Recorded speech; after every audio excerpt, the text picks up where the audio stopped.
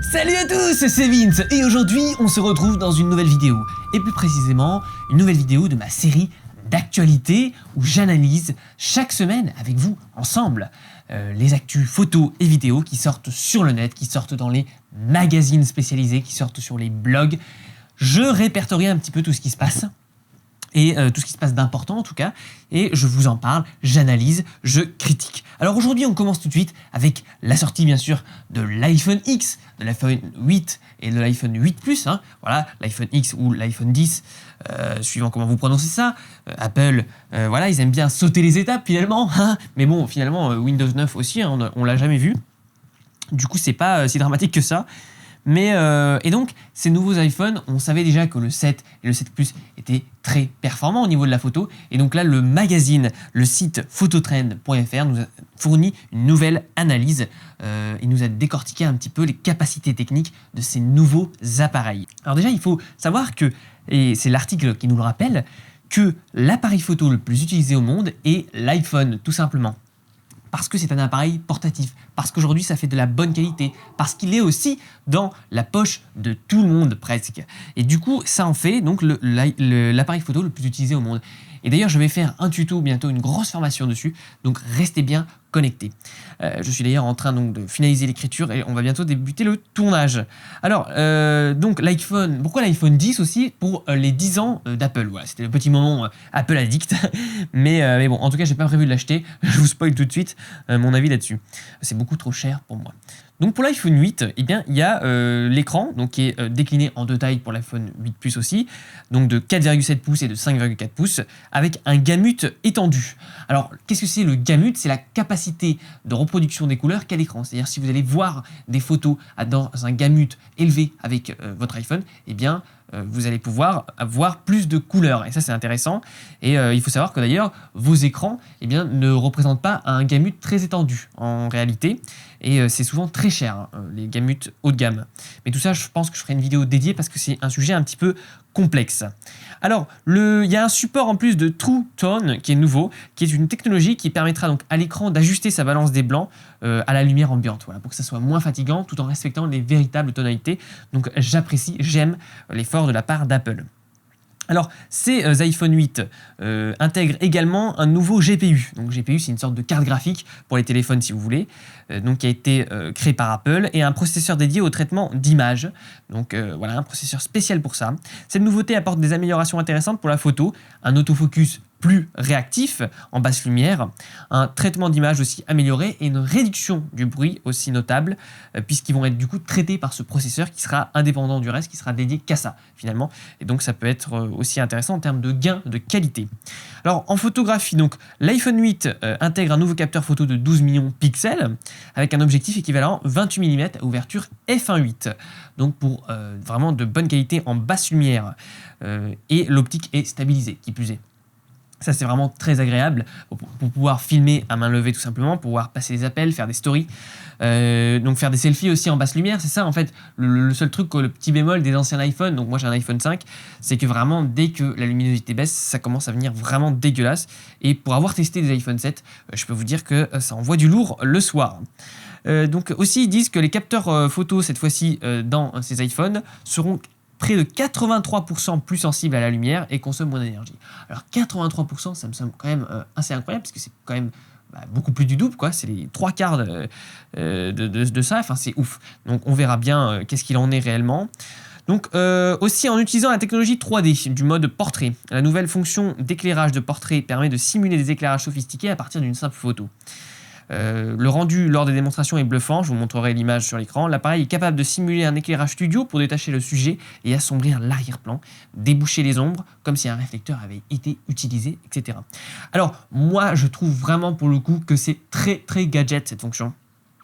J'ai l'impression un petit peu que c'est pour dire ah ben on n'avait pas vraiment de nouveauté donc du coup on vous met ça.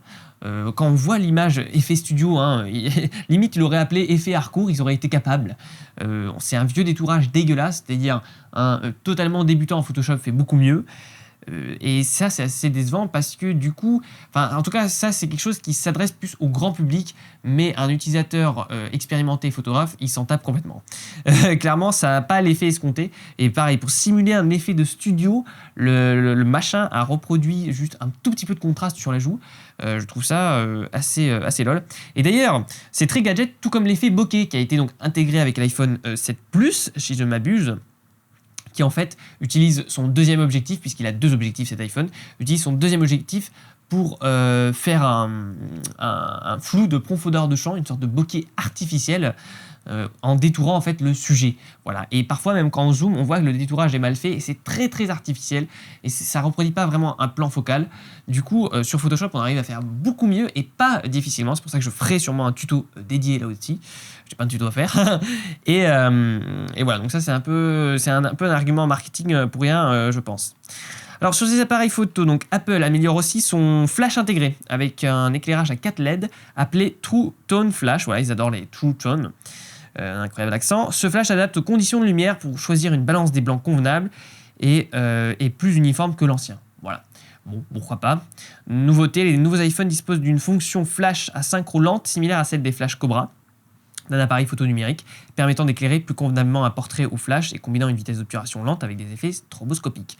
Ce qui permet en effet de voir l'arrière-plan par exemple si on photographie donc un personnage, on pourra voir l'arrière-plan même si celui-ci est en basse luminosité, alors que normalement avec le flash ça utilise une vitesse d'obturation élevée donc qui tue la lumière ambiante aux alentours.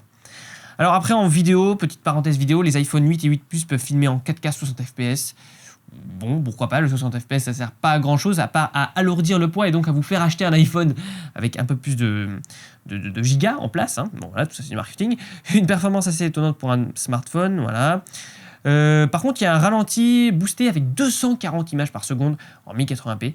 Voilà, toujours plus, hein, 120 images par seconde, enfin bon bref, ça doit être une option qu'on a utilisée une fois, et pourquoi pas, hein, après tout. Et alors l'écran, par contre, ce qui est notable sur l'iPhone 10, c'est que l'écran utilise la technologie OLED. Vous connaissez sûrement ça, c'est pour les téléviseurs haut de gamme, mais ils disent que c'est sans les inconvénients, c'est-à-dire faible contraste, luminosité réduite et faible diversité des couleurs, c'est-à-dire qu'il va y avoir des vrais noirs, etc. Et Apple a nommé cet écran le Super Retina Display. Voilà, bon, pourquoi pas. Ça en était tout pour les iPhones. Article suivant, les couvertures du Time signalent de grands changements dans la photographie professionnelle. Alors bon, ce titre est un peu putaclic, j'avoue, donc répertorié par leblogphoto.net, notre très cher site. Donc il explique que la photographe Louisa Dor fut chargée par le Time de photographier 46 femmes influentes et 12 couvertures du magazine. Et l'originalité tient en le fait qu'elle a fait tout à l'iPhone. Alors cette photographe a été repérée par le Time par un mec qui t'a fait là-bas et grâce à son Instagram, tout simplement. Tout à l'iPhone, pourquoi pas. Là, la démarche, par contre, est assez originale et novatrice. Ça bouscule les codes. De là à changer complètement la photographie professionnelle, je ne sais pas, hein, comme le dit le titre. Alors, donc là, elle dit, par exemple, vous voyez habituellement des photographes utilisant beaucoup de systèmes d'éclairage. Pour moi, c'est difficile d'être inspiré par un portrait de quelqu'un qui semble inaccessible. Donc les images sont faites en lumière naturelle en utilisant uniquement un réflecteur si cela s'avère nécessaire. J'aime la façon dont ces images sont faites, tout est très simple. Avec une telle configuration, en tant que photographe, vous vous sentez extrêmement léger et libre. Ça c'est vrai, c'est presque comme si je pouvais faire des photos avec ma main, en réduisant, si vous voulez, le périphérique technique au minimum, c'est-à-dire au téléphone. Il n'y a aucun gadget compliqué, il y a juste le sujet et moi, j'essaie toujours d'imaginer des portraits comme des peintures. Je suis fasciné par le visage, nous dit-elle. Je suis passé à la photo suivante. Des femmes et de leur histoire. Je suis intéressé par la façon dont la vie et le temps marquent leur visage, par seulement des marques physiques, mais aussi des traces plus spirituelles.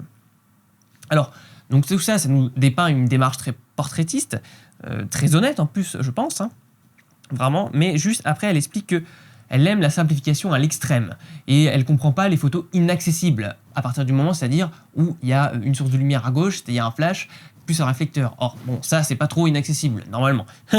Petit coup de gueule là. Mais, enfin, moi, je suis pour la simplification du système et pour pas se prendre la tête avec la technique. Mais simplifier quand même tout à l'extrême, c'est-à-dire vraiment prendre avec l'appareil photo de base, l'application de base de Canon, de l'iPhone, où on peut rien régler du tout, et juste se poser là. Et en plus, elle dit, voilà, parfois j'ai 2 minutes. Alors là, c'est différent, c'est des portraits officiels, mais on va l'appliquer à votre pratique si vous faites du portrait. Et juste faire ça, sans réfléchir, ben, c'est pas très intéressant parce que la simplification extrême va quand même donner des photos trop simples, donc la lecture de l'image va pas être intéressante en elle-même, et puis surtout, le procédé va vous ennuyer au bout d'un moment, ok? Et puis, on va pas s'épanouir comme ça et on va pas atteindre une complexité intéressante. Et quand elle parle des tableaux, le mec, il a pas juste posé son chevalet et dessiné ce qui se passait, ou en tout cas, il a modifié les sources de lumière, il les a positionnées, il s'est positionné lui-même aussi par rapport à elle. Donc voilà, ça, on pouvait critiquer ça. Mais bon, sinon la démarche est honorable, est intéressante aussi, elle bouscule les codes, puis ça fait parler de toi aussi. Bien sûr. Ensuite, article suivant, c'est transformer votre salle de bain en une softbox naturelle. Alors vraiment, c'est un YouTuber, donc ça c'est un article donc, qui est répertorié par le blog photo aussi. C'est qui est répertorié une vidéo d'un YouTuber que je suis depuis pas mal de temps, un YouTuber américain qui s'appelle JP Morgan. Et ce gars a toujours des idées cheloues, et là en l'occurrence c'est pas mal. Alors donc il dit, lorsque la plupart des photographes de portraits veulent créer un look doux et directionnel, doux c'est en termes de luminosité, de lumière, ils se munissent de flash et placent généralement une grande octobox sur le devant. Alors octobox c'est un grand diffuseur qui va venir diffuser la source de lumière ponctuelle qui est le flash. Mais que se passe-t-il si vous n'avez pas tout ce matériel? Comment pouvez-vous obtenir une lumière directionnelle douce? La solution, vous pouvez utiliser la fenêtre dans votre salle de bain. Alors, donc dans sa vidéo, JP, ils utilisent donc une fenêtre de salle de bain et un fond noir derrière le modèle. Voilà, pour que ce soit un peu plus esthétique que les carreaux de vos murs. Et donc là, en l'occurrence, il le place derrière la porte de son sujet.